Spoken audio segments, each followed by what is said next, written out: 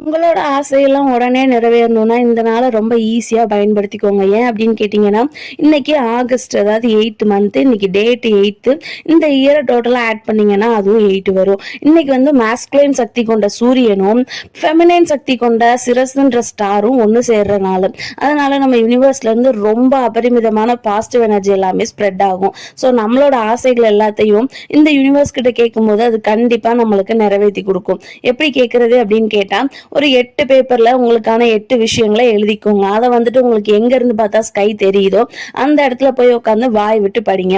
அதுக்கப்புறமா ஒரு நல்ல மெடிடேஷன் பண்ணி அந்த விஷயங்களை மட்டும் மனசுல நினைச்சுக்கிட்டு அதை திருப்பி திருப்பி சொல்லுங்க. இவ்வளவுதான் நீங்க பண்ண வேண்டியது. ரெண்டாவது இன்னொரு சிம்பிளான டெக்னிக் என்ன அப்படின்னா, இங்க இந்த பேஜ்ல மென்ஷன் பண்ணிருக்கிற மாதிரி நீங்க உங்களோட ஆசைகள் எல்லாம் நிறைவேற்றிக்கலாம்.